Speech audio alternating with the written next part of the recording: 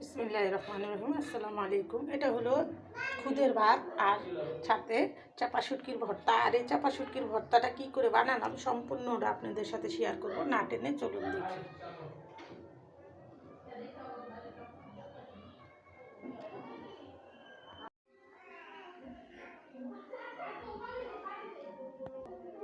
চাপা শুটকির ভর্তা করার জন্য আমি এখানে বেশি করে পেঁয়াজ কলি নিছি। তো এটার সাথে নিছি কাঁচামরিচ, রসুন,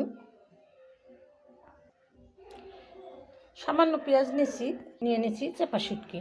তো চাপা শুটকি দিয়ে পেঁয়াজ কলি দিয়ে বেশি করে ঝাল যারা কম পছন্দ করেন কিন্তু ভর্তাটা খেতে অসাধারণ স্বাদ লাগবে, তো আপনারা এরকম করে পেঁয়াজ কলি কাঁচামরিচ দিয়ে বেশি করে ভর্তাটা করে রাখলে 2 দিন 3 দিন 1 সপ্তাহ খেতে পারবেন। তো ভর্তাটা কীভাবে বানাবো সেটাও শেয়ার করব, সাথে খুদের ভাত। না টেনে দেখতে থাকুন।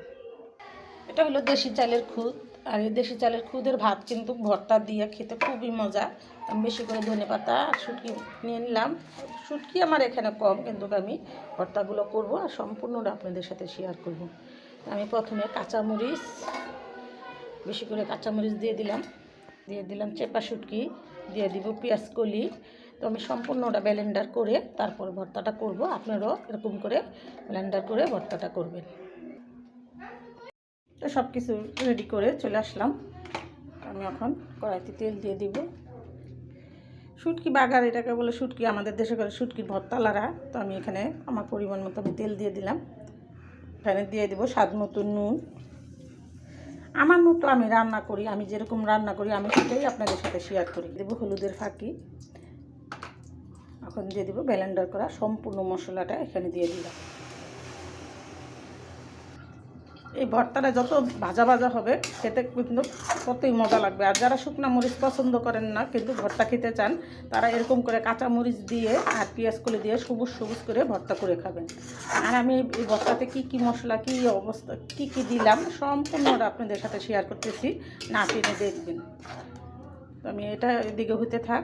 সামান্য এখানে একটু পানি আমি ব্লেন্ডার জারটা ধুয়ে দিয়ে দিলাম।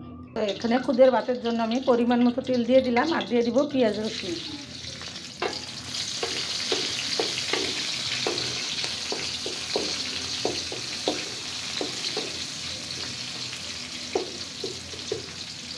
এখানে খুদটা আমি আগের থেকে ধুয়ে রাখছি, এখানে ঝরঝরা হয়ে গেছে।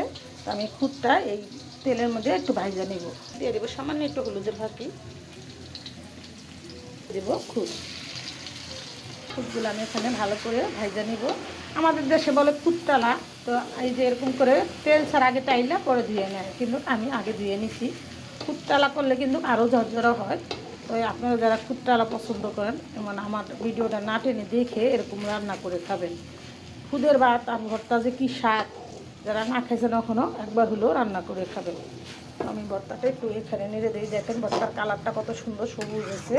তো এটা একদম জাল দিতে ভাজা ভাজা করবো। খুদের ভাতটা এখানে আমার ইয়ে হয়ে গেছে, ফুটে গেছে। আমি এখন অন্য কড়াইতে ঢেলে দিব। আর এখানে আমি ভর্তাটার মধ্যে ধনেপাতা দিয়ে দিব। বেশি করে ধনেপাতা দিলাম, আগে একবার দিয়েছি আবারও দিয়ে দিলাম। ধনেপাতার স্বাদটা কিন্তু আরও ভর্তাটারে দ্বিগুণ করে তুলবে।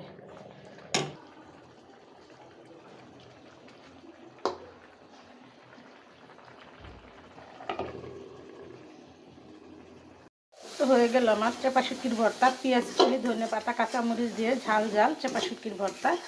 আর সাথে খুদের ভাত কী করে রান্না করলাম সম্পূর্ণটা আপনাদের সাথে শেয়ার করলাম। না টেনে দেখবেন আর এরকম সুস্বাদু খুদের ভাত আর ভর্তা বানিয়ে খাবেন। আর নতুন নতুন ভিডিও পেতে সাথেই থাকবে। তো ভিডিওটা আর বড় না করে এখানে রেখে দিলাম। আসসালামু আলাইকুম।